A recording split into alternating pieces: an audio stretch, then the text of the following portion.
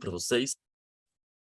Então, para quem não me conhece, eu sou o professor Henrique, eu sou professor aqui do Senhor Ceia, também já passei pelo que vocês estão passando. E bora lá, vamos começar. Vou pedir a interação de vocês comigo no chat, para eu poder saber como que está o nível de acerto de vocês. Então, por gentileza, manda para mim as respostas no chat, não vou expor ninguém, podem ficar tranquilos. Todas as mensagens que vocês mandam no chat vai vir apenas para mim, ninguém vai conseguir ler, ok? Então, boa sorte a todos, tenham um excelente dia, vamos começar. Questão número 1.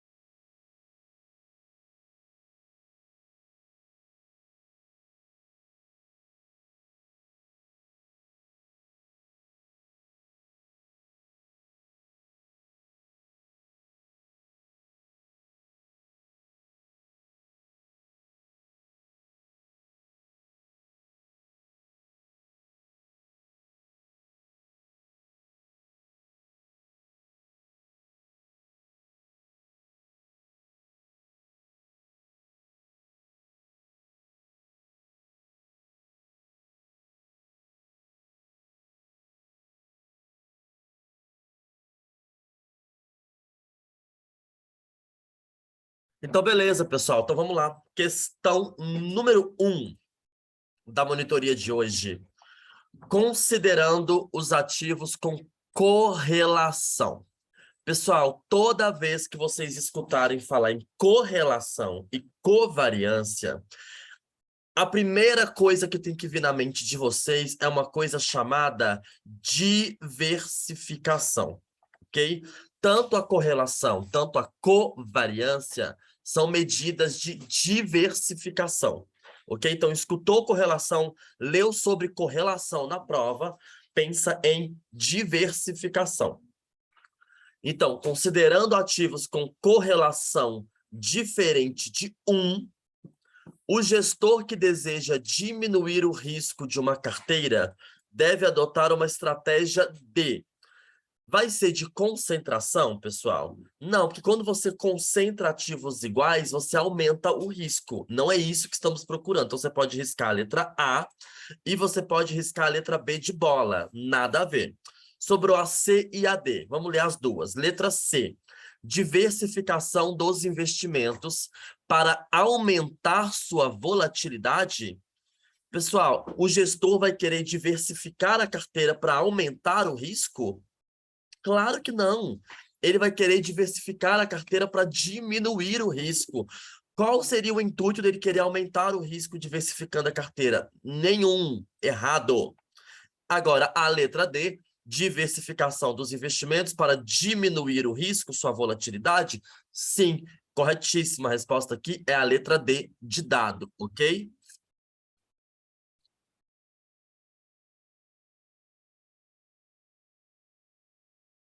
Volatilidade é risco. 2.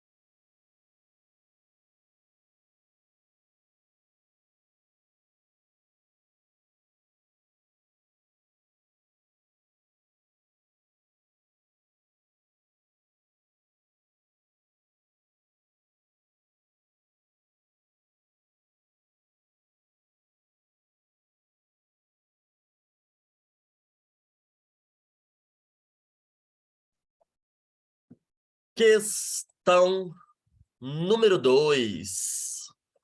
A colega de vocês perguntou quantos minutos você marca para responder cada questão.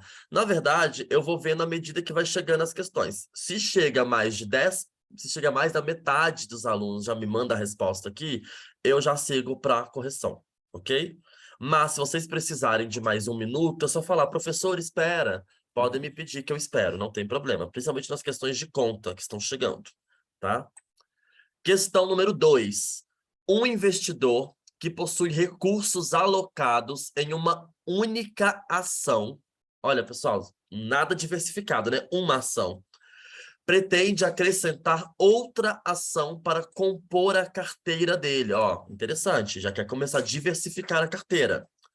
Para que os benefícios máximos da diversificação possam ser atingidos, ou seja, a máxima redução do risco. Olha, essa questão já fala que quando você diversifica, você está reduzindo a volatilidade, reduzindo o risco. Ó, dessa carteira, o coeficiente de correlação entre a ação já possuída pelo investidor e a nova ação a ser adquirida deverá ser de... Pessoal, o coeficiente de correlação, nós sabemos que ele fica entre -1 e +1. Se o coeficiente de correlação é +1, pessoal, quer dizer que não é nada diversificado. Quer dizer que eles andam em caminhos iguais, eles seguem em caminhos iguais, não tem diversificação nesta carteira, quanto mais próximo de +1. Agora, se quanto mais próximo de -1, quer dizer que é ultramente diversificado, que anda em caminhos totalmente opostos. Então, aqui não é a letra A, que seria nulo, né? Não é a letra D, e não é a letra C. A resposta é a letra B de bola, porque quanto mais próximo de -1, maior o benefício da diversificação no caso da correlação, ok? Resposta, letra B de bola.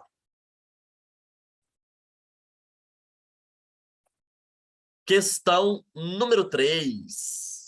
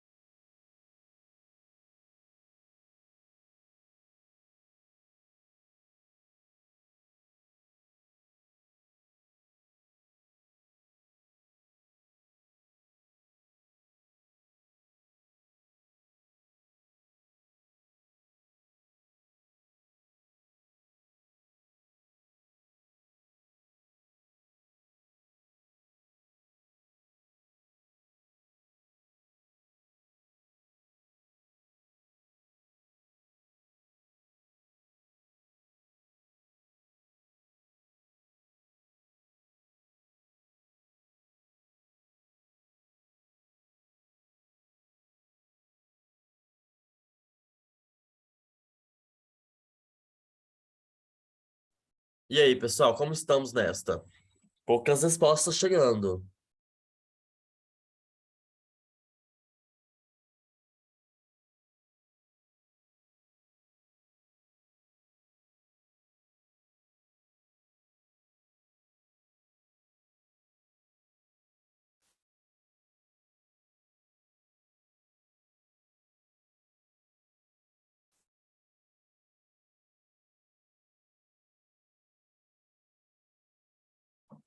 Então, vou partir para a correção, tá, pessoal?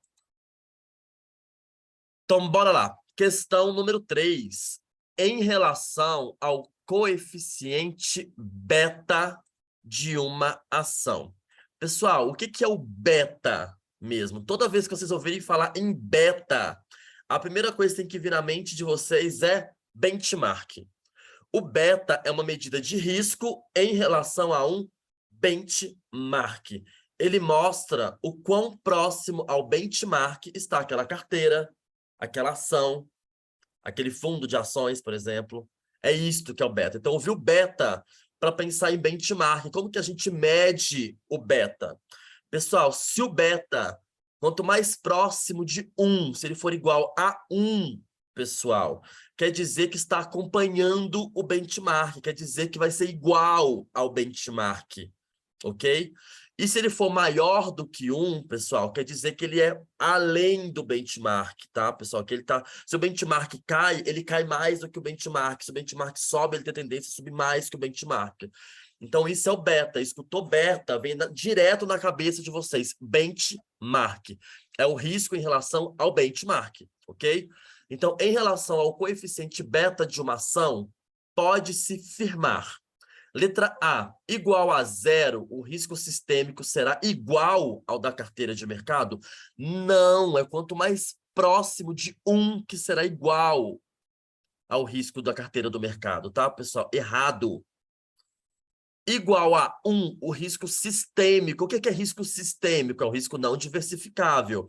Será igual ao da carteira de mercado? Sim, corretíssimo, igual a 1.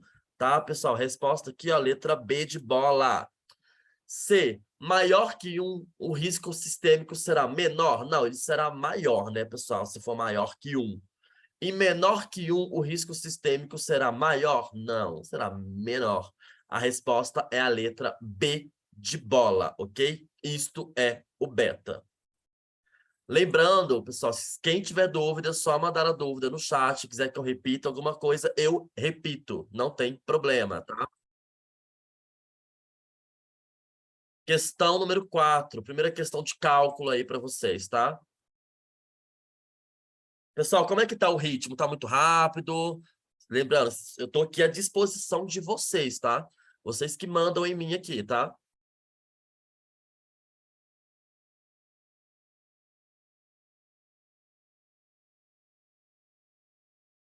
Questãozinha de KPM é só jogar na fórmula, tá, pessoal? As fórmulas todas vão na prova.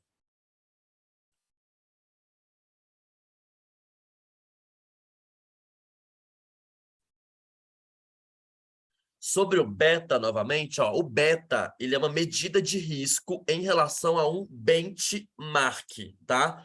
Então, toda vez que você ouvir falar sobre o beta, pensa em benchmark. Ele vai medir o quanto está acompanhando o benchmark, o risco em relação ao benchmark, tá?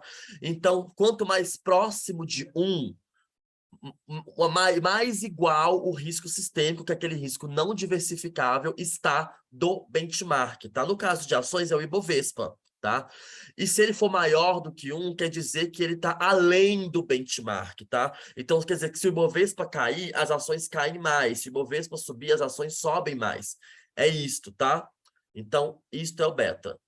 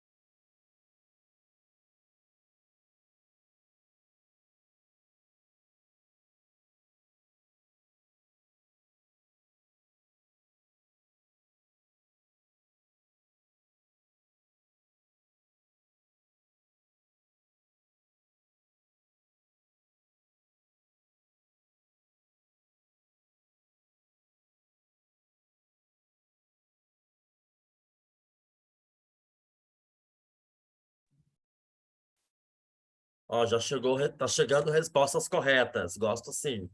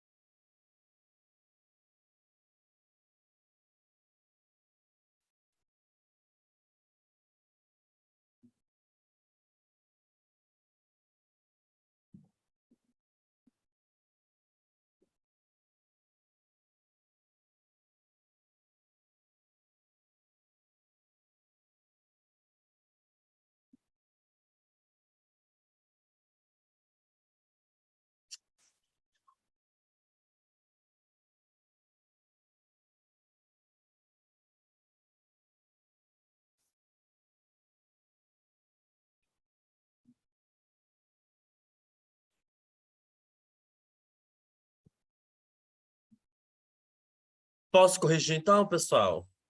Quem não mandou, quer que espera mais um minuto? O que vocês querem?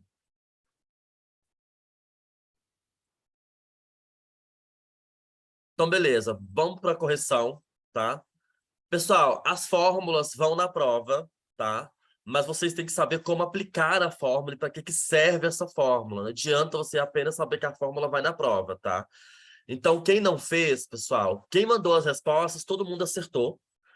Quem não fez, todo mundo comigo. Vamos ler detalhe por detalhe da questão. Questão número 4. Considerando que o risk-free, né, pessoal? O que é o risk-free? Aqueles ativos livres de risco, tá? É 6%. O risco de mercado, 12%. E o beta é 0,8%.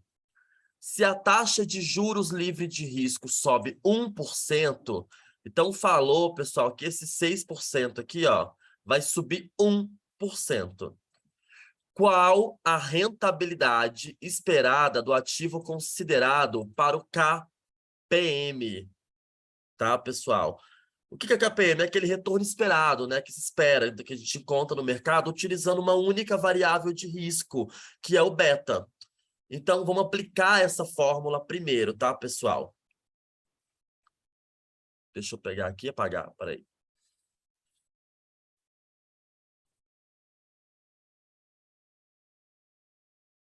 Chamar o quadro aqui. Dê a resposta antes de ver um quadro. Beleza. Aqui está a fórmula para vocês entenderem, pessoal. Risco esperado, que é o KPM, é igual ao risk-free, 6% mais 1%, mais o beta, que é o 0,8%, vezes o prêmio de risco. Esse prêmio de risco é o risco de mercado menos o risk-free. Então, é só você lançar na fórmula todas as informações, todos os valores, tá, pessoal? Vou apagar aqui e vou lançar com vocês na HP. Limpa HP, lembrem sempre disso, tá, pessoal? Toda vez que fazer questão no HP, começa limpando HP, dá um F, CL, X no HP, que é extremamente importante, para não ficar nenhum tipo de memória de cálculo na HP de vocês, para não contaminar a resposta de vocês, tá? E vamos colocar o seguinte, ó, risk-free, pessoal, 7, porque a taxa é 6%, mas subiu 1%. Então, no caso, vai ser 7, tá, pessoal? O risco de mercado é 12 e o beta é 0,8. Então, como que vai ficar isso lançando na HP, pessoal? 7, Enter. 0,8. Enter de novo, pessoal. 12, Enter, 7, menos. Agora eu aperto vezes, porque o 0,8 ele ficou uma camada atrás da HP. Vezes. E agora eu aperto mais, porque tem o 7 ainda. Mais. Resposta letra C, 11%, ok? Ai, professor, ficou muito complexo. Você pode fazer em pedaços. Vou apagar e fazer em pedaços com você. Vamos fazer primeiro essa parte aqui, pessoal, ó, para não confundir, ó. Só essa conta. Quanto que é 12 menos 7? Vamos lançar no HP, se você não consegue fazer de cabeça. 12 Enter 7 menos 5 vezes 0,8. Enter 0,8. 4. Agora você aperta Enter para somar o 7. 7 mais. A resposta 11%, letra C, de casa, ok? Então, isto é o modelo KPM, tá, pessoal? Isto aqui, ó. Aqui eu fiz o passo a passo para vocês salvarem o passo a passo, como sempre. Para quem quiser tirar um print, mandar no grupo para os colegas que não estão aqui, podem utilizar o passo a passo, ok? A resposta aqui no caso é 11%. A colega de vocês perguntou assim, ó, tem problema caso eu tire a porcentagem? Achei que não podia usar o valor cheio em porcentagem. Não tem problema, basta que no final você multiplique por 100 de novo. Por que que aqui eu usei em porcentagem? Porque aqui todos os indicadores estão em porcentagem, por isso que eu usei em porcentagem, entendeu? Simplesmente por isso. Então, pessoal, ficou claro, ficou simples. Vocês viram que é muito simples, é uma forma básica e é só matemática básica. É só saber você aplicar a fórmula, tá? Eu quero saber que antes de ir para a próxima, se ficou claro, se deu para entender certinho como que aplica a fórmula vai na prova, nem precisa decorar, mas tem que saber como aplicar a fórmula, né, pessoal?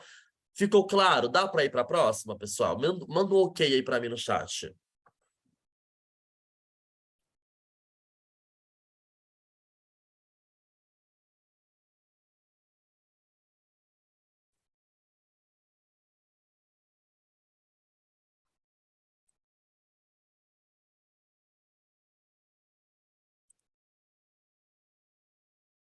Então, beleza. Então, lembrem sempre de apagar HP. Terminou a questão, apaguem HP. E vamos seguir a próxima.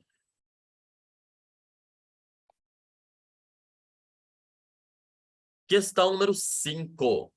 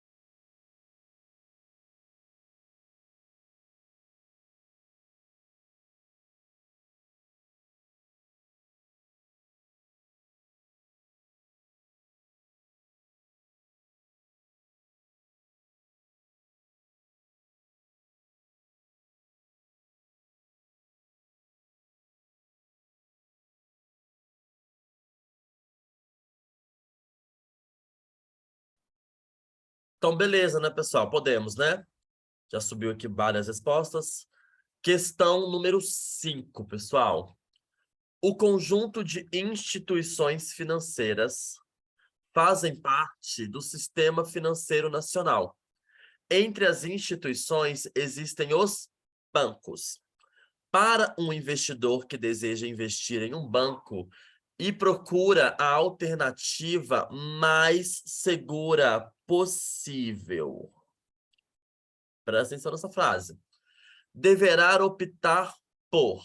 Repara que todas as questões, pessoal, fala de uma coisa chamada de índice de Basileia. O que é o índice de Basileia, pessoal? Nada mais é do que a relação entre capital próprio da instituição financeira e capital de terceiros, que é a captação que ela faz através dos investimentos, tá, pessoal? Que vai ser exposto ao risco, tá? Por uma carteira de crédito. E o que nós sabemos sobre o índice de Basileia? Que o índice mínimo esperado aqui no Brasil é 8%, e que quanto maior, melhor. Quanto maior o índice de Basileia, menor a exposição ao risco daquela instituição financeira, ok? Então, A resposta, qual que é? Letra A, Banco A com índice de Basileia 16%? Sim, a resposta é a letra A, de aprovados, que é a maior de toda. A B, Banco B, índice de Basileia com 8%? Não, a Banco A ainda é melhor. C, Banco C, com índice de Basileia de 11%? Ainda a letra A. E a D, com índice de Basileia de 6%? Ainda a letra A. Então, é isso, tá, pessoal? Isto é o índice de Basileia, para isso que ele serve. Quanto maior, melhor. Quanto maior, menor a exposição ao risco. Letra A de aprovados, ok? Questão número 6.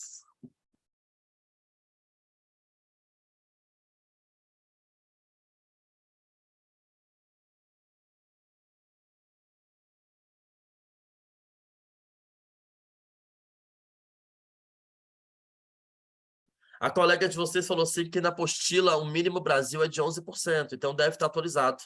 Quando eu fiz o CEA, estava 8%. Então peço desculpas por essa informação. Vou corrigir na próxima.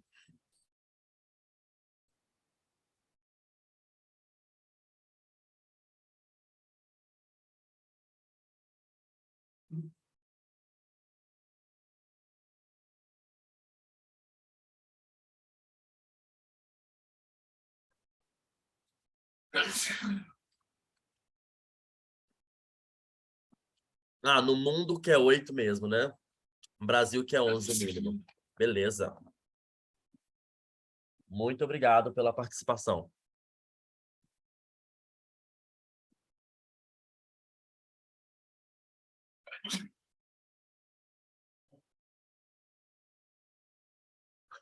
O Davi disse que 8% no Brasil, que falou que o Brasil não é confiável, concordo. Então, devo ter ficado com isso na mente.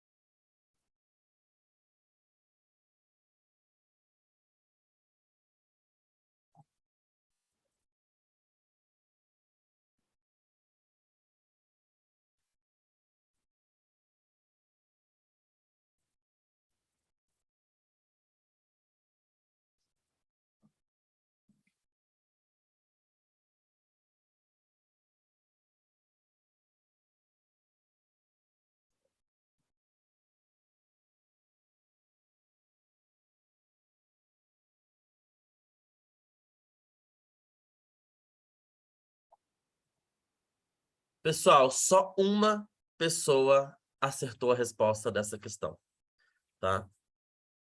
Pegadinha nessa questão. Então, vamos lá. Questão número 6. Dois fundos, A e B, têm índice de Sharpe, respectivamente, de -1 e de -1,5. Segundo este índice, você escolheria. Vamos lá, pessoal, de cara, o que é índice de Sharpe? É a relação risco versus retorno, utilizando como variável de risco o desvio padrão. Então, nós sabemos que no mundo dos investimentos, essa é a principal relação que existe, risco versus retorno. E os investidores racionais, para cada nível de risco, se espera um nível maior de retorno. E como que se avalia numericamente o índice de Sharpe? Quanto maior o índice de Sharpe, melhor. Só que tem uma questão que é o seguinte, pessoal. Quando o índice de Sharpe é negativo, você não consegue fazer nenhum tipo de comparação. Que está falando que a relação risco versus retorno aqui é inexistente. Então, você não consegue se comparar quando o índice de Sharpe dos fundos ele é negativo. Porque não existe, tecnicamente, a relação risco versus retorno neste caso. Ok? Então, letra A. O fundo que tivesse o menor desvio padrão entre os dois Não tem como a gente saber, né, pessoal? Não falou qual o desvio padrão. B, o fundo B, pois tem um índice de Sharp maior em módulo. O índice de Sharp de B é maior em módulo? Pelo contrário, né, pessoal, também, né? Não. Letra D de dado, o fundo A, pois tem um índice de Sharp menos negativo? Sim, ele tem um índice de Sharp menos negativo, só que você não pode comparar fundos com índice de Sharp negativo, pessoal. Não pode, a resposta é a letra C, ok? Não se compara fundos com índice de Sharp negativo, ok? A resposta é a letra C. Se fosse assim, pessoal, fundo A tem índice de Sharp 1 e fundo B tem índice de Sharp 1,5 positivo, qual dos dois era melhor? O A ou o B? Manda aí para mim.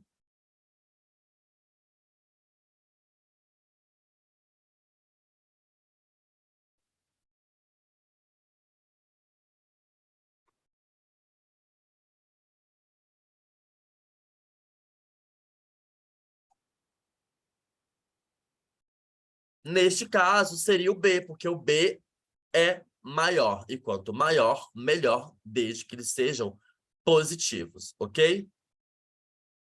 Quanto maior o índice de Sharp, melhor a relação risco versus retorno. A resposta aqui é a letra C.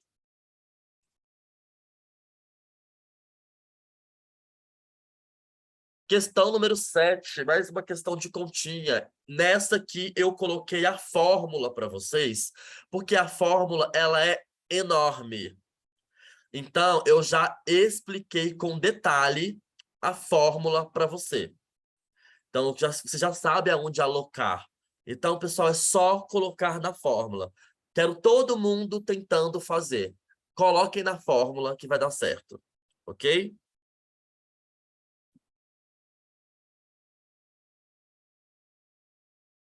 Reparem que todas as informações estão na questão. O desvio padrão, a correlação, o peso de cada um dos ativos. Está tudo na questão. Só colocar na fórmula. Eu vou dar um tempo para vocês fazerem. Vou até ficar caladinho.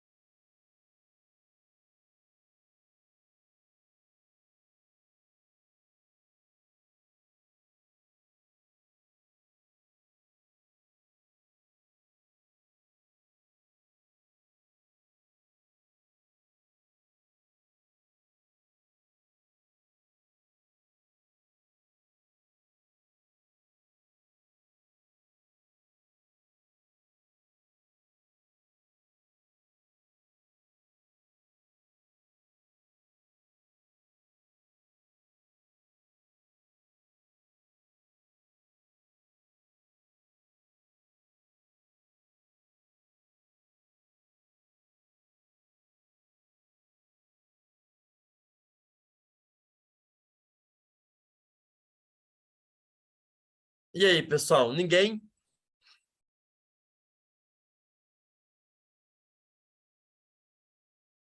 Querem mais um tempo, mais um minuto? Tá, vou esperar.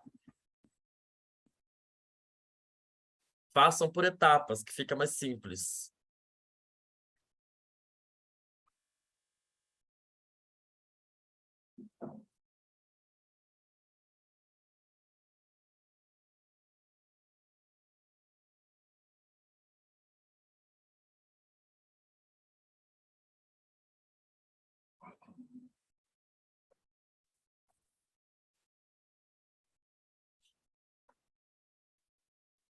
Só mais um minuto, hein? Senão a gente atrasa muito a nossa aula.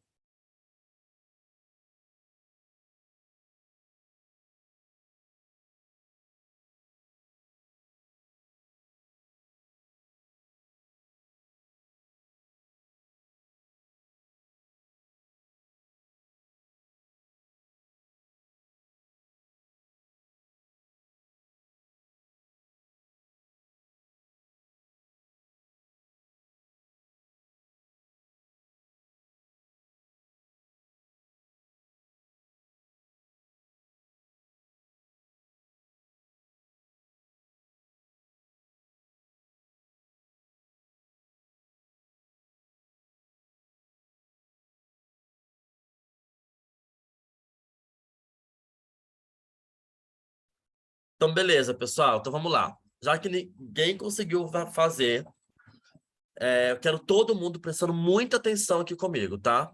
Vamos lá. Questão número 7. Essa questão vai cair na prova. Saibam disso.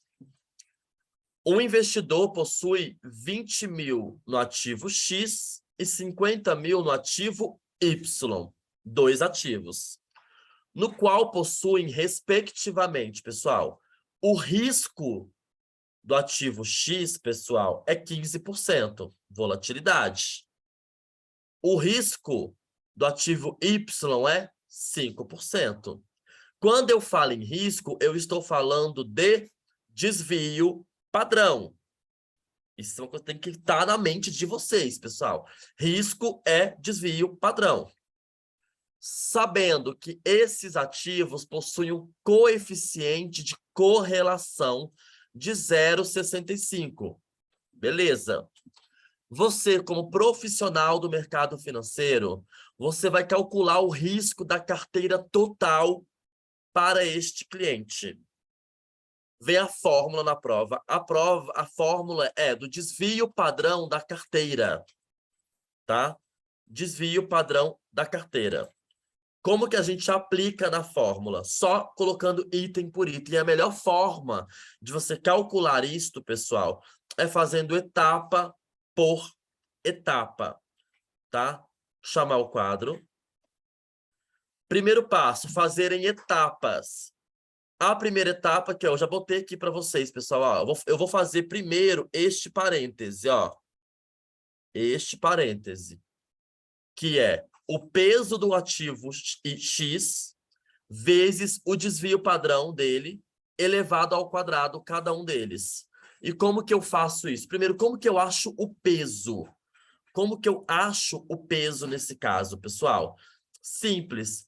Eu vou pegar 70 mil, que é o total, 20 mil mais 50 mil é 70 mil, né, pessoal? Calculadora, ó. 20 mil mais 50 mil, 70 mil. Como que eu acho o peso? Eu vou dividir 20 mil, enter, por 70 mil. Achei o peso. O peso de X, pessoal, é 28%. Este é o peso de X. 28%. Só que é elevado ao quadrado. Então, o que que eu faço? Eu aperto Enter.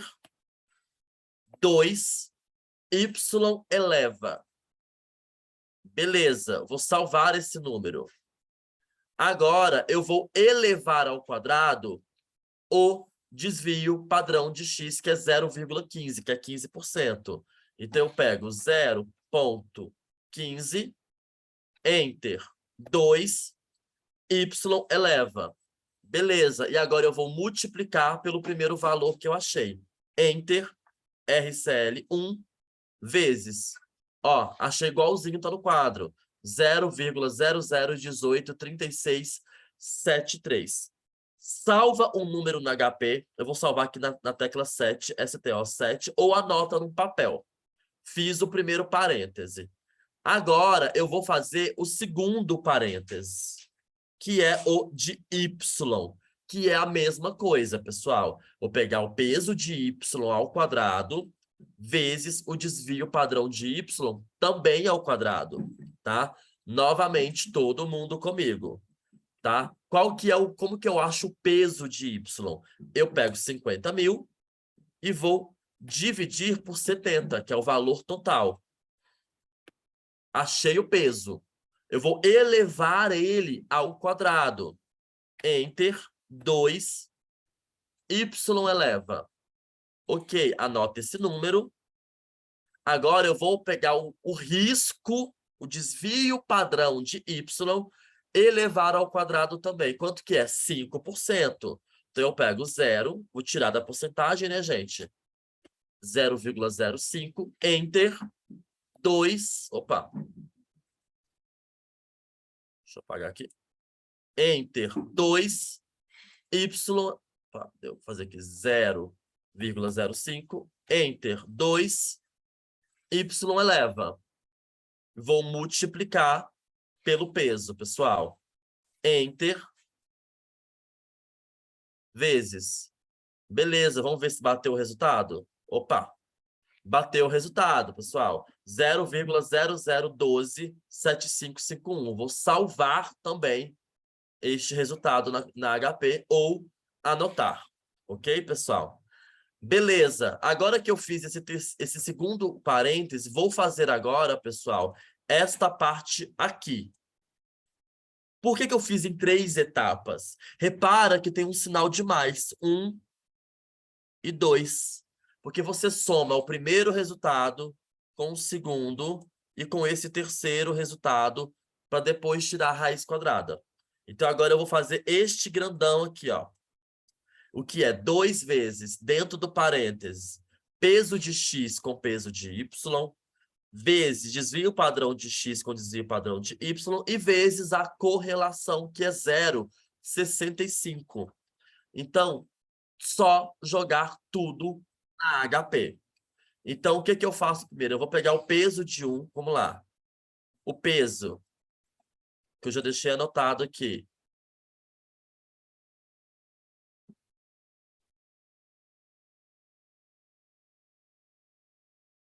Vamos lá, pessoal. O peso, 0, peraí, desculpa, porque eu gosto de pegar um número cheio, tá, pessoal? Vou pegar aqui, então, o peso, 20.000, enter, 70.000, divide, enter, 50.000, enter, 70.000, divide, vezes, enter. A correlação, que é 0,65, vezes, enter. O desvio padrão de 1, que é 0,15, vezes, enter. O desvio padrão do outro, que é 0,05, vezes. Beleza. Enter, vezes 2, que está fora do parênteses. 2 vezes. Igualzinho a resposta que eu achei aqui, que é 0,00198979.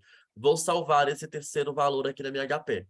Agora é somar os 3 valores que eu achei, pessoal. Então, eu pego RCL1, 7, enter, RCL8, mais RCL9, mais. Opa, achei o valor exato que está aqui, 0,00050204. Só que reparem que na fórmula, pessoal, tem uma raiz quadrada enorme, pegando todo o resultado. No final, você é obrigado a tirar a raiz quadrada. E como que a gente tira a raiz quadrada nesse final aqui? Você aperta G, embaixo de y eleva, tem a raiz quadrada. Achei uma resposta, só que não está em porcentagem. Como que coloca em porcentagem? Enter, 100 vezes. Resposta correta, 7,14, que é a letra C. Ok? É uma fórmula enorme, só que é só você jogar na fórmula, tá? Não é uma questão que você tem que fazer contas mirabolantes. Não tem conta mirabolante, não tem PV, FV, não tem nada disso. É pegar a fórmula e jogar cada item na fórmula, ok? Então, quando vocês pegarem a prova, é uma questão que dá para fazer. Só jogar cada item na prova e façam por etapas. Faz o primeiro parêntese, o segundo parêntese e faz o último. E soma os três e depois tira a raiz quadrada, ok? É isto, tá? Eu vou deixar o racional aqui para que vocês tirarem um print. Salve esse racional e tentem fazer a questão depois, futuramente, sozinhos, utilizando esse racional, que vocês vão ver que dá certo, tá?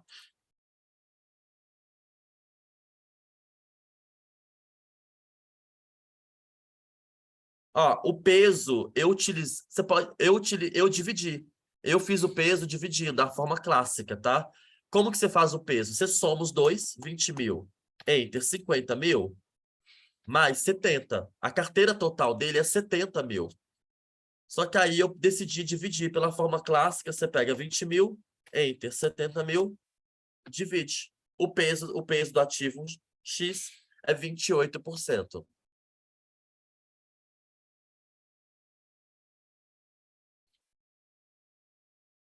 Como assim, proporção?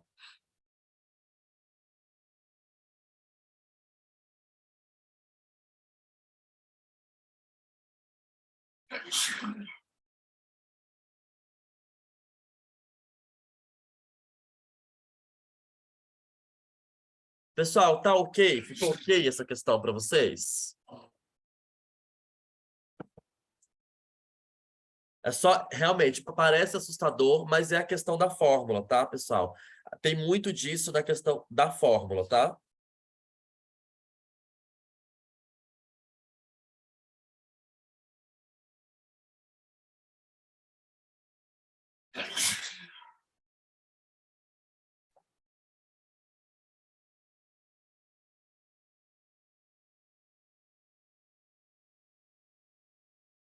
Vocês estão num silêncio que eu tô até com medo.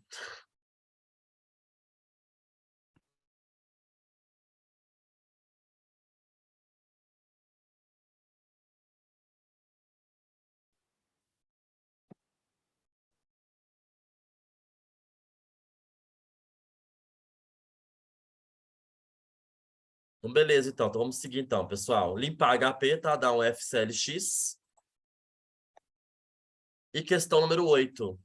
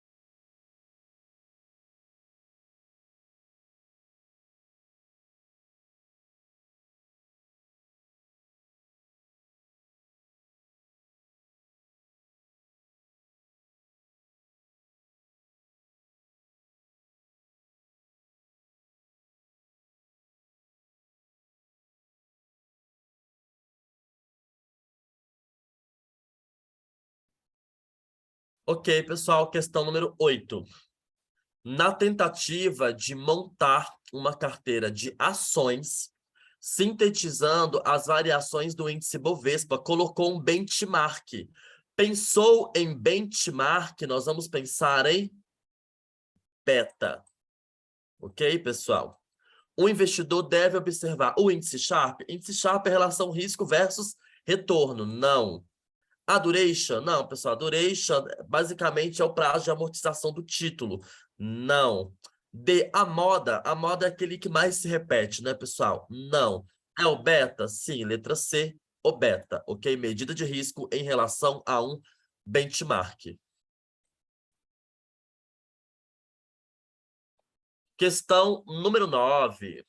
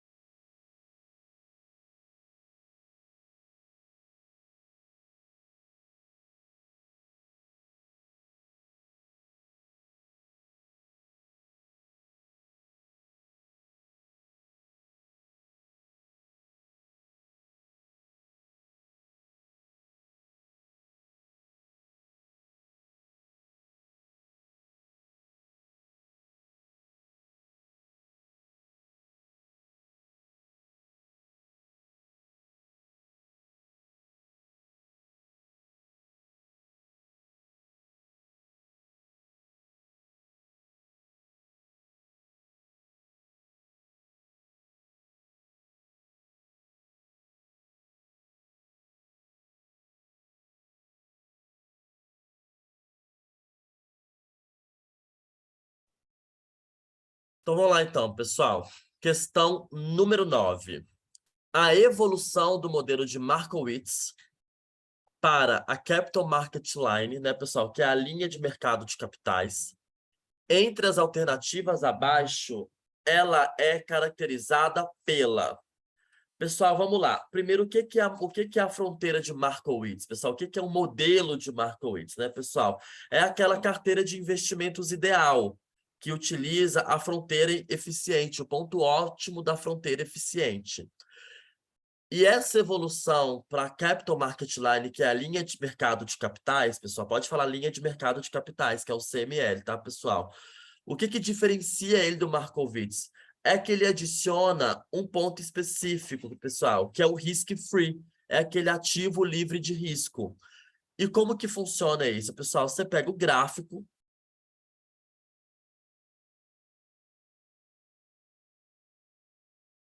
Neste ponto Y do gráfico, pessoal, eu tenho aqui o retorno.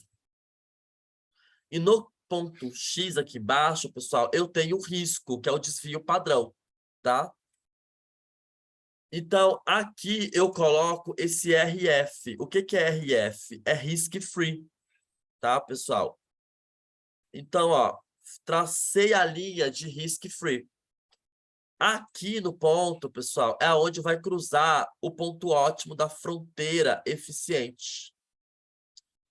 Desculpa pelo desenho, pessoal, mas é isso. Só para vocês lembrarem do gráfico, tá? Então, esse ponto ótimo aqui é o CML, que teve a adição desse ativo livre de risco, ok? Então, no caso, pessoal, é isto, tá? Então, a resposta, qual foi essa resposta? Letra A, restrição do uso de empréstimos, nada a ver, né, pessoal? B, alteração da medida de risco do desvio padrão para o beta? Não, continua sendo desvio padrão, isso não muda, tá? Possibilidade de identificar ativos corretamente precificados? Também não. Adição do ativo livre de risco? Sim, a fronteira eficiente. Adicionamos esse ponto aqui, que é o risk-free, na fronteira eficiente de Markowitz. A resposta aqui é a letra D, ok? É isto. Então, tem o modelo de Markowitz e tem a linha de mercado de capitais. A diferença é que a linha de mercado de capitais, ela adiciona o ativo livre de risco, tá, pessoal? Resposta letra D. Questão número 10. Pessoal, novamente, se tiverem dúvidas, mandem no chat, eu repito novamente, eu explico novamente, ok?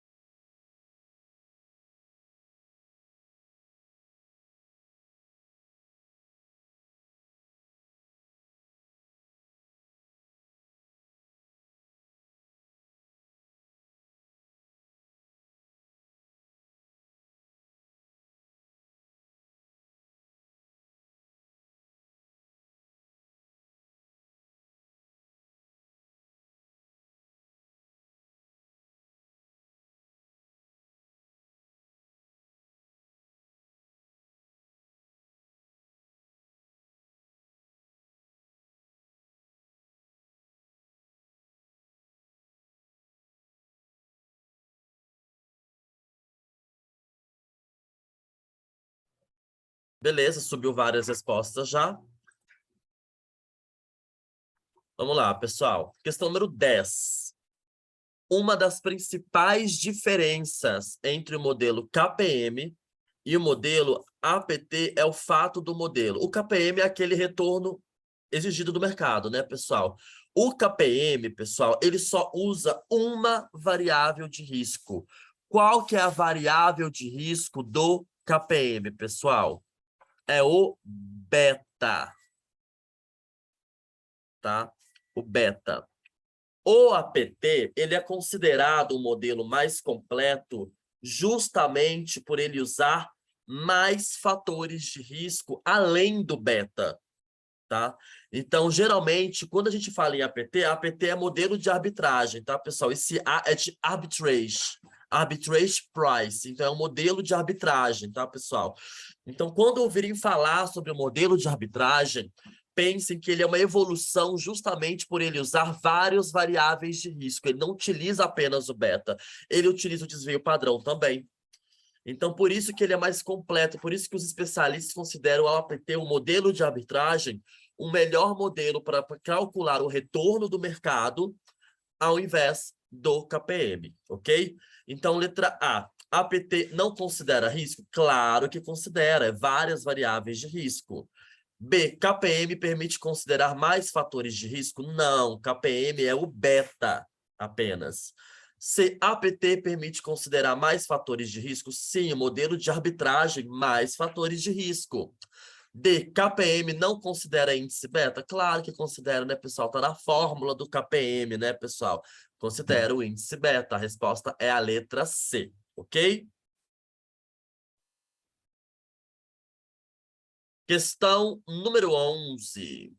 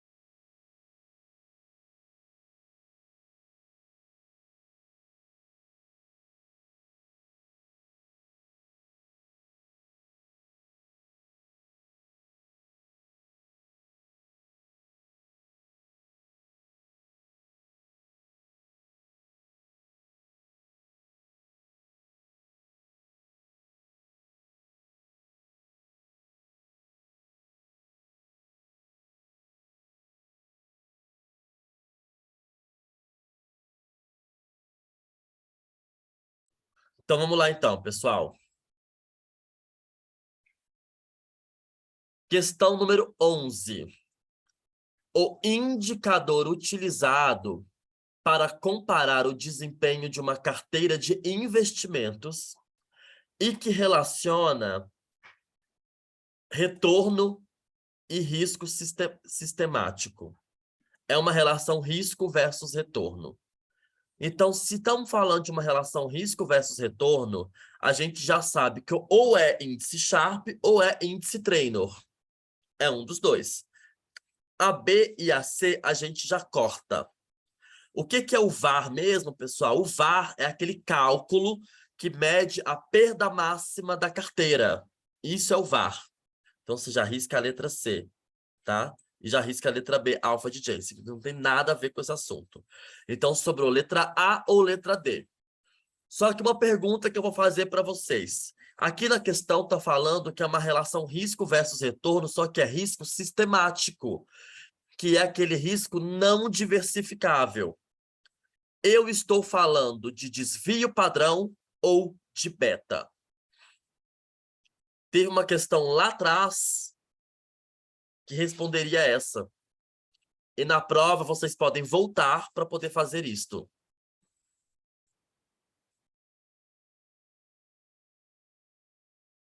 E aí, pessoal, desvio padrão ou beta para risco sistemático?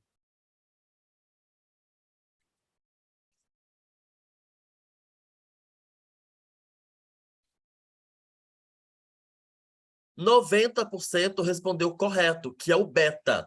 E qual desses dois índices utiliza o beta como variável? O índice Sharp ou o índice Trainor?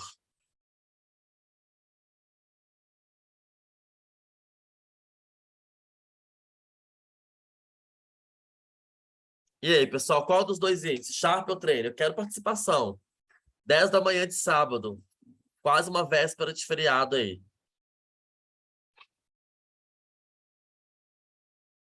Índice Trainor. Isso é... Por que que eu faço esse joguinho com vocês, pessoal? Para vocês verem que a questão não era difícil. Era uma questão de interpretação de questão. O conteúdo vocês sabem. Porque quando eu pergunto diretamente uma coisa, vocês sabem me responder.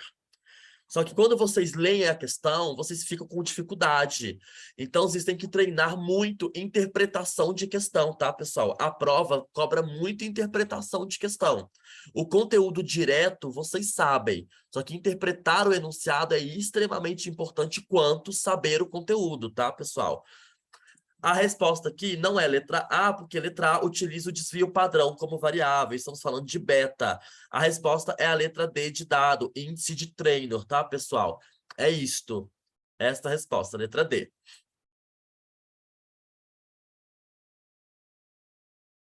Questão número 12.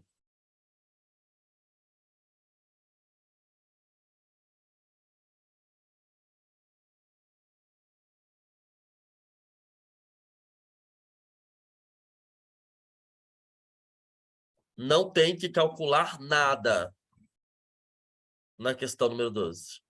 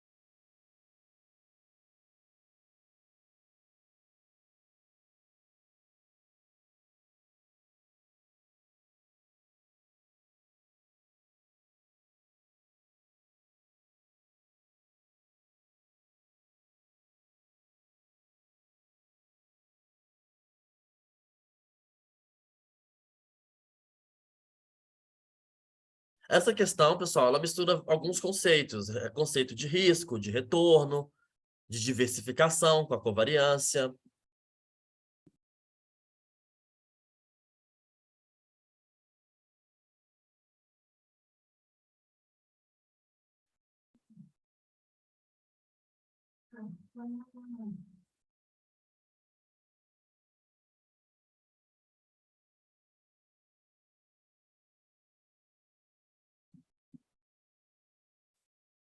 Pessoal, querem que eu responda a questão? Porque subiu duas respostas só. Então vamos lá, pessoal. Eu vou responder. Quero todo mundo prestando bem atenção comigo aqui, porque é uma questão que eu quero que ninguém saia com dúvida, tá? 12. 12, pessoal. Se você quer ajudar o cliente a construir uma carteira com dois ativos na mesma proporção, O investidor escolheu o primeiro ativo com um retorno de 8 e um risco de 3. Das alternativas abaixo, tem 4 alternativas. Qual que você vai recomendar ao cliente? Como que nós vamos comparar? Tem que comparar uma alternativa com a outra, pessoal.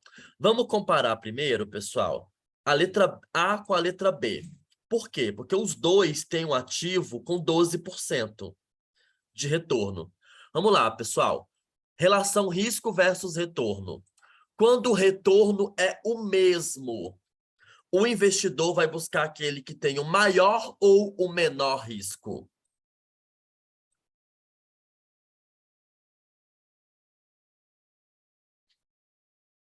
Quando o retorno é o mesmo, o maior ou o menor risco.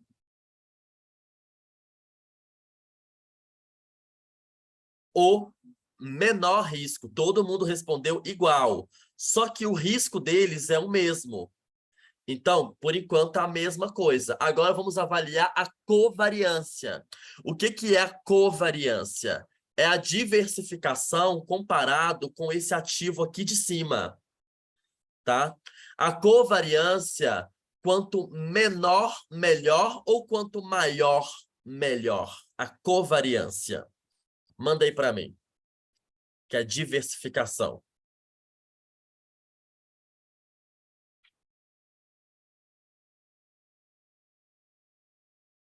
Covariância, pessoal. Todo mundo respondendo errado. Covariância, quanto menor, melhor, pessoal. Estão falando da covariância. Quanto mais próximo de zero, mais diversificado está. Covariância, lembrem-se disso, tá? Quanto mais próximo de zero, maior o índice de diversificação. Covariância. Qual que está mais próximo de zero? O ativo A. Então, você já risca o ativo B.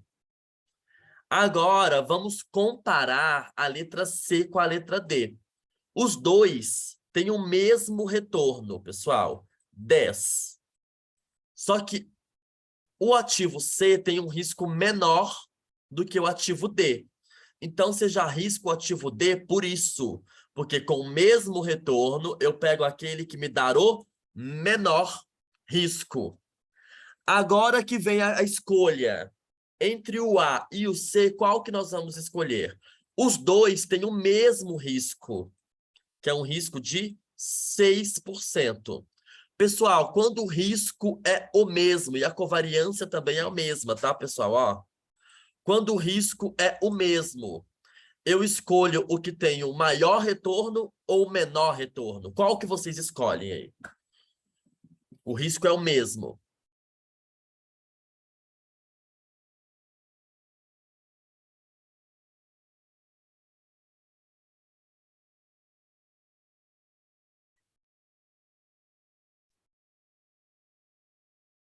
Todo mundo falou que vai escolher o que apresenta o maior retorno, que no caso é a letra A. Então, todo mundo agiu como um investidor racional. Então, você risca a letra C. A resposta, ela é a letra A de aprovados. Viram que não é uma questão difícil? Ela mistura 3 conceitos que vocês já sabem, só que buga a mente de vocês. Dá uma bugada na mente de vocês. Essa questão caiu na última prova do CEA, ok? Eu não quero que ninguém saia dessa questão sem entender o que eu fiz. Me dá um ok. Todo mundo entendeu o que foi feito nessa questão? Se eu der uma questão parecida para vocês, vocês vão conseguir fazer ela?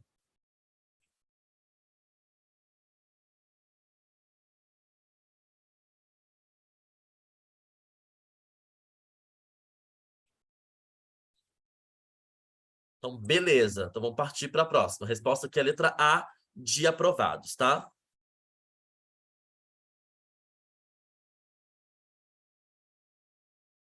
A colega de vocês mandou uma dúvida que confunde a mente de várias pessoas. Mas aqui, voltando à covariância, por que mais perto de zero, sendo que a diversificação melhor é mais perto de -1? Quanto menor, melhor, no caso da covariância. E o índice que vai de -1 até mais 1 é a correlação. A correlação que vai de -1 até mais 1. Ok? Os dois, tanto a covariância, tanto a correlação, são medidas de diversificação. Mas os dois têm uma regra básica, que é quanto menor, melhor. Ok? Então, só foca no quanto menor, melhor, que aí facilita a vida de vocês. Ok?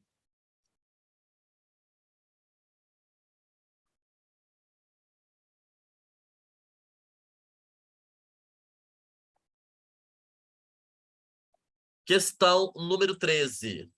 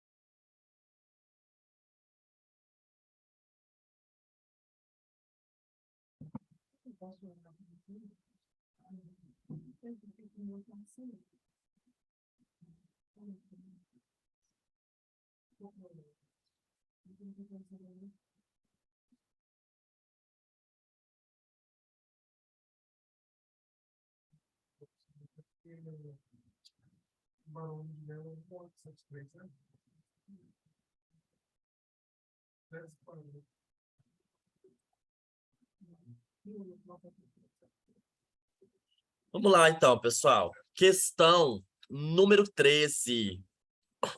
Um determinado fundo de multimercado perdeu 10% em um único mês. O investidor está furioso, pois o material de marketing afirma que o VAR... O que é o VAR? O que é o VAR, pessoal, primeiramente, tá? O VAR é um cálculo que ele mostra a perda máxima em um determinado período com um nível de confiança. Então, calcula a máxima perda que aquele fundo pode ter, tá, pessoal? Isso é o VAR, tá? Então, falou que o fundo tinha um VAR de 1% em um mês, com 95% de confiança. E perda em caso de cenário de estresse de 5%. O que é o stress test e o backtest, primeiramente, pessoal? O backtest é aquele teste que você faz para verificar a autenticidade daquele VAR, para verificar a eficiência do VAR. E o stress test, ele mede a perda em cenário de estresse. O investidor afirma que, em ambos os casos, o fundo não cumpriu o que prometeu.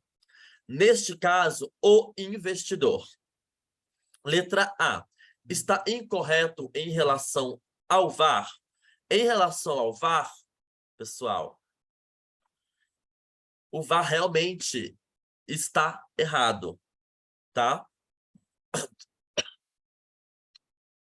Pessoal, desculpa. Em relação ao VAR, pessoal, ele realmente está incorreto, tá, pessoal? O cálculo do VAR não está errado, tá? E a perda em cenário de estresse, neste caso, pessoal, ele está correto, ele não está incorreto, tá? A perda em cenário de estresse realmente foi calculada errada, ok? Então a letra A está errada. Letra B, ele está correto em relação ao VAR? Sim, pessoal, ele está correto.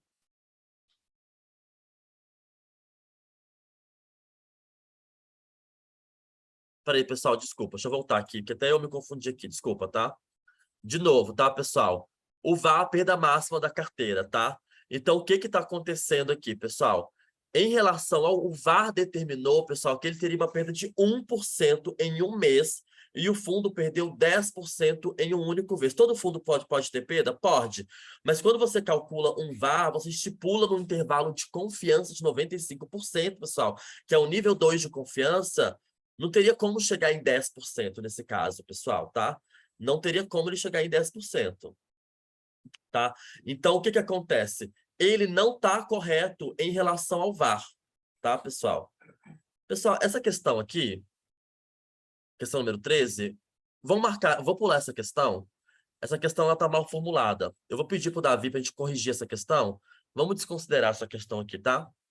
Que eu não vou dar uma explicação para vocês errada, sendo que para não confundir a mente de vocês, tá, pessoal? Desconsiderem a questão número 13. Eu vou conversar com o Davi sobre ela e nós vamos lançar ela no grupo para vocês com a devida correção da questão número 13, tá, pessoal? É melhor do que passar uma correção errada para vocês, ok? Por gentileza, desconsiderem a questão número 13, tá? Responda a questão número 14, por gentileza.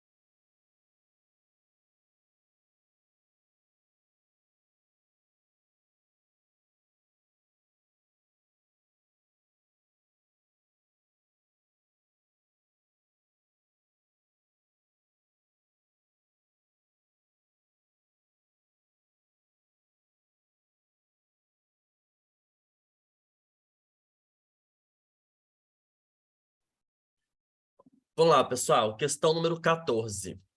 Cliente, 45 anos, ele possui um VGBL e utiliza a tábua atuarial AT83. Isso quer dizer o quê? Expectativa de vida lá em 1983, né, pessoal? Bem menor do que a expectativa de vida atual. O objetivo desse cliente é converter a reserva em renda prazo certo. Pessoal, quando você decide converter em renda prazo certo, faz diferença a tábua atuarial? Sim ou não? Quando é a renda prazo certo.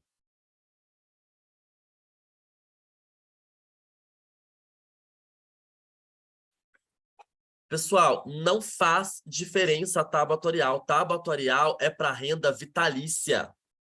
Não faz diferença, tá? Então, ele quer fazer uma reserva em renda prazo certo aos 60 anos de idade. Ele recebeu uma proposta de portabilidade para um fundo igual, porém com uma taxa de administração menor. Qual a melhor recomendação para este cliente? A. Migrar o plano para um fundo com menor taxa de administração independente da tábua? Sim. Resposta letra A de aprovados, ok? B. Migrar apenas se a tábua atuarial for mais recente? Não faz diferença, né, pessoal? E só o fato dele fazer portabilidade já atualiza a tábua atuarial. C. Migrar apenas se a tábua atuarial for igual ou mais antiga? Não faz diferença, pessoal. Não tem como migrar para uma tábua atuarial mais antiga, primeiramente, tá? D. Migrar para o plano com maior rentabilidade nos próximos 36 meses. Já falou que são fundos iguais, tá, pessoal? A resposta é a letra A de aprovados. Questão número 15.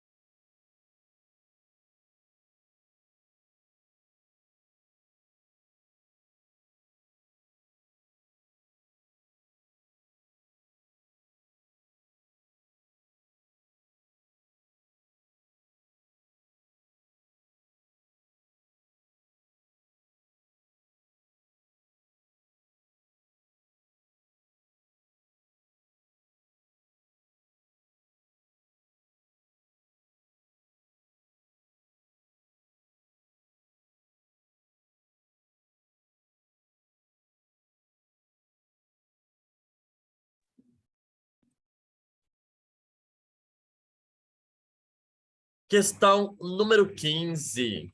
Em 2018, cliente pessoa física fez 2 aplicações em previdência privada, sendo um PGBL na tabela regressiva, é regressiva ou definitiva, né, pessoal? Porque tributa uma única vez, né?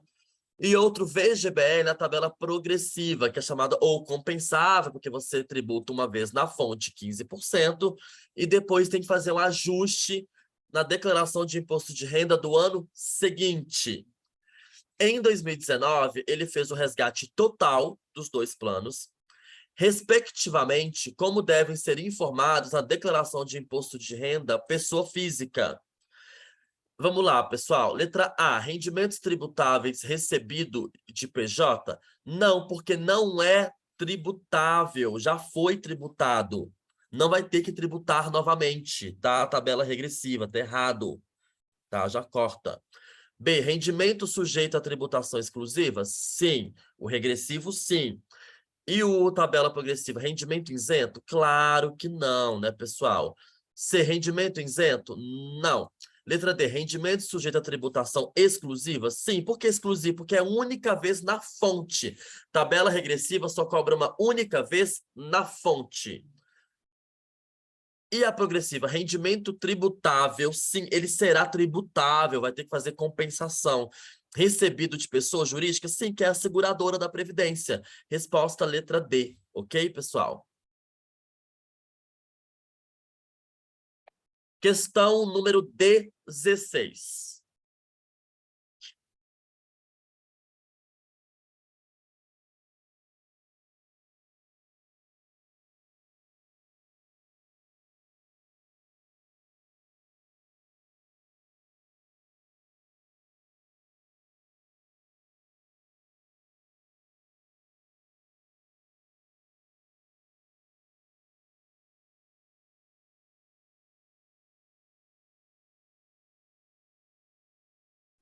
Nós fizemos essa questão na última monitoria, se eu não me engano, né?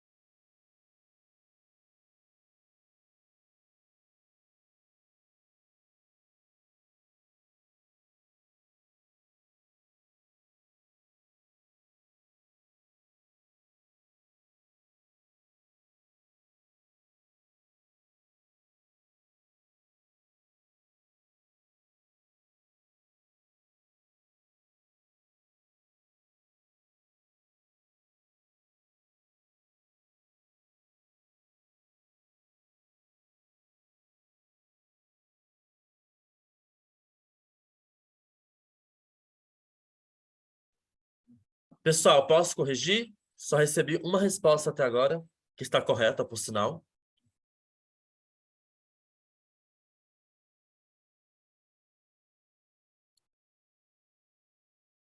Então, beleza. Então, vamos lá, pessoal. Todo mundo comigo aqui, prestando bastante atenção, tá, pessoal?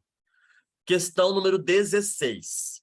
Um investidor deseja na sua aposentadoria uma renda vitalícia de R$ 10.000, sabendo que o INSS pagará uma aposentadoria de 2.800. Então, na verdade, ele quer R$ 10.000, só que tem que tirar esses 2.800, né, pessoal? Então, é menos 2.800 que o INSS já vai pagar para ele.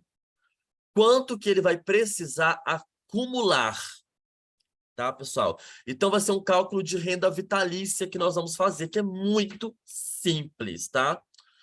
Considere que a taxa dessa aplicação é 0,60% ao mês e o imposto de renda sobre as aplicações será de 15%.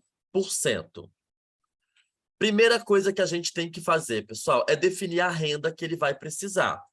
Como que a gente define isso? 10.000, enter, 2.800, menos R$ 7.200, que é o que ele precisa, porque o INSS já vai pagar 2.800. E como que a gente faz o cálculo da renda vitalícia? Basta dividir pela taxa. Só que nessa questão específica, está falando de imposto de renda. Então, primeiro, nós temos que tirar o imposto de renda da taxa. Então, você coloca 0,60, Enter, 15% menos.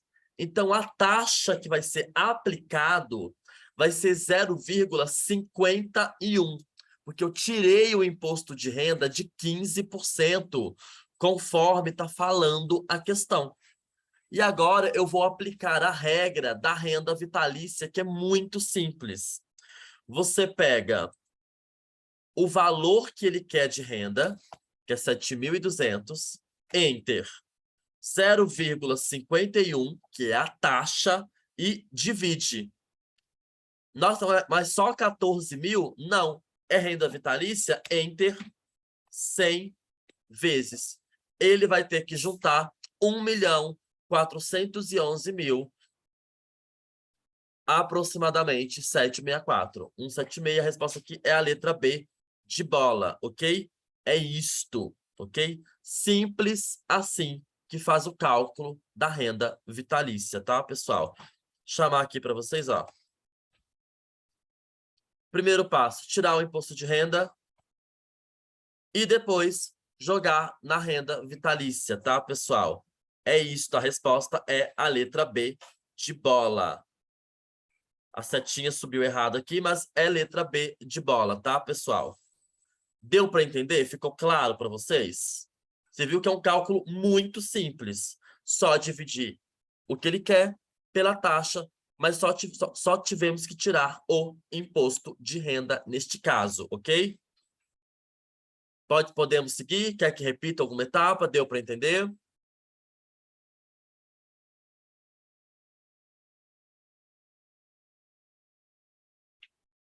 Então, beleza, então. A resposta é a letra B, tá, pessoal? Ignora a setinha. Questão número 17.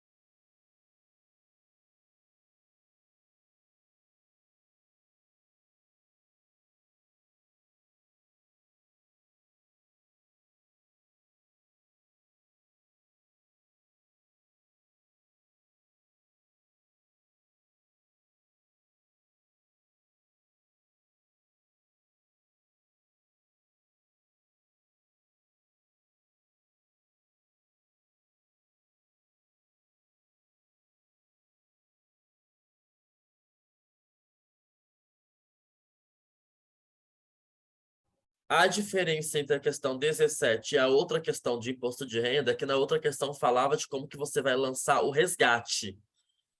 Aqui você não está lançando o resgate, aqui você está lançando as contribuições, ok?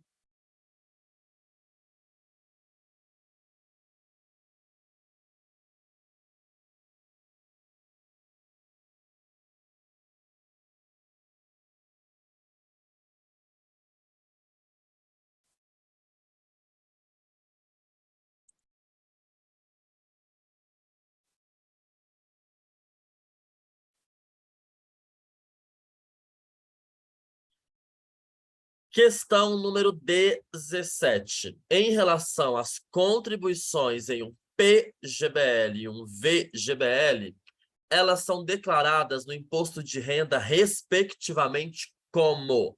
Nós sabemos, pessoal, que o PGBL, ele é pagamentos efetuados, tá, pessoal? Por isso que ele entra como abatimento no imposto de renda, porque ele é pagamentos efetuados. Então, letra A, bens e direitos a PGBL? Não. Rendimentos para PGBL? Também não. Sobrou a letra B e a letra D de dado. Pagamentos efetuados? Sim. E o VGBL, ele é bens e direitos, pessoal, porque ele nem entra em inventário, né? Não tem TCMD, ele entra como bens e direitos, tá? Então a resposta aqui é a letra B de bola, não vai entrar como rendimentos, que estamos falando de contribuição, tá, pessoal? A resposta é a letra B de bola. Pagamentos efetuados para PGBL, bens e direitos para VGBL, tá? Questão número 18.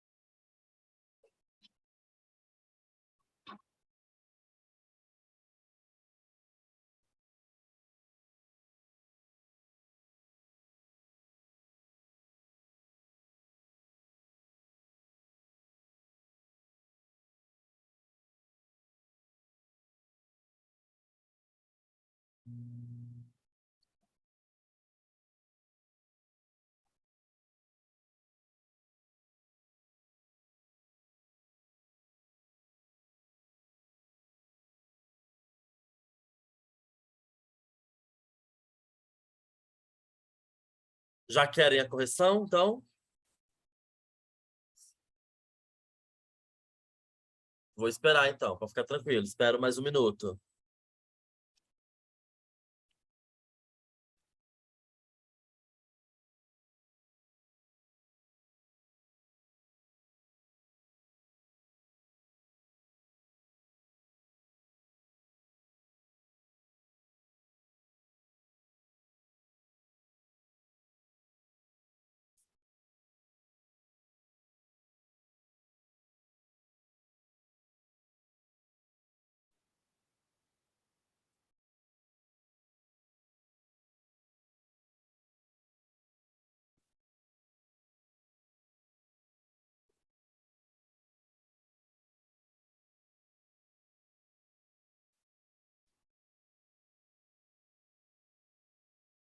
Então, beleza, então, vamos lá, pessoal.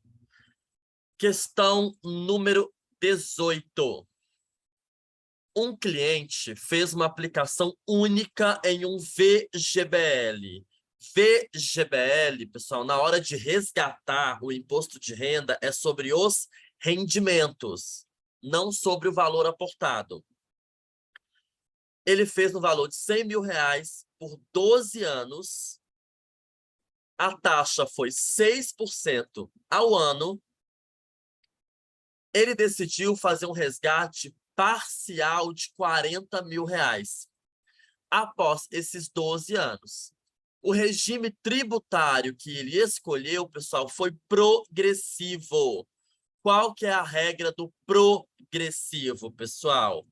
É 15% na fonte, depois o ajuste de imposto de renda. Mas nesse caso, está pedindo o imposto de renda dele na fonte, que é os 15%. Como que a gente faz essa questão, pessoal? Primeiro a gente descobre o quanto que ele acumulou, depois a gente tira os rendimentos. Depois desses 40.000, nós temos que descobrir quanto que desses 40.000 equivale ao aporte que ele fez e quanto que equivale, pessoal, aos rendimentos que ele teve no fundo. Então, todo mundo comigo aqui, apagando a HP. A primeira etapa é achar os rendimentos que ele teve nessa aplicação. Então, 100.000 CHS PV 12, que é o prazo N, 6, que é a taxa de juros que já está ao ano. Tanto o prazo quanto a taxa está ao ano. Então, I puxa o FV. Então, ele começou com 100.000 e, no final, ele terminou com R$ 201.219,64. Ok? Beleza. Agora, o que que nós vamos fazer? Vamos tirar a relação disso, de quanto que isso representa, pessoal, de porcentagem de rendimentos em relação ao que ele aportou, ok? É isto. Então, vamos lá, salvar esse número aqui. Vou dar uma salvadinha nele. Beleza. Chamar o quadro aqui para vocês verem. Primeira etapa, chegar nesse FV. Igual nós fizemos. Chegamos no FV. Todo mundo que está fazendo comigo chegou no FV?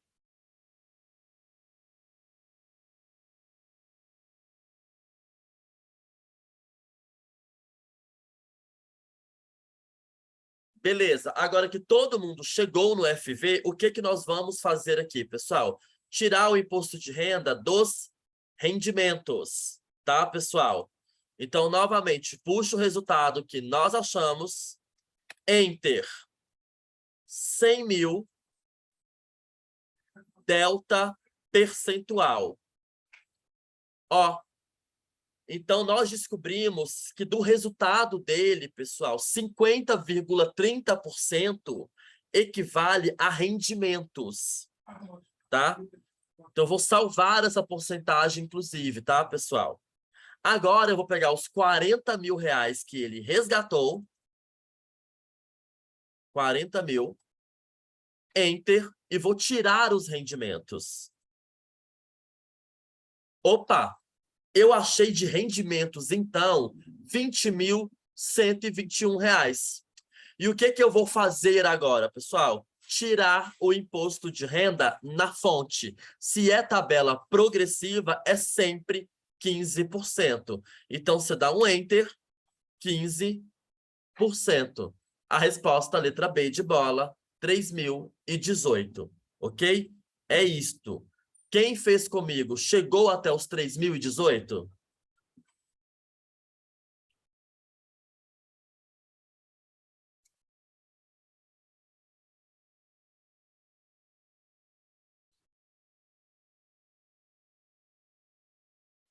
Ok? Então, é por isso que não dá para fazer direto com os 40.000. Tem que fazer com 100.000 primeiro, para você achar a relação entre rendimentos e o valor aportado. Para depois você jogar essa porcentagem de rendimentos no resgate de 40.000 para saber aonde que vai ser descontado o imposto de renda, porque é um VGBL. O imposto de renda aqui é sobre os rendimentos, no caso, tá, pessoal? Então, a resposta correta aqui é a letra B, 3.018, tá? Questão número 19, dá tempo de fazer mais uma.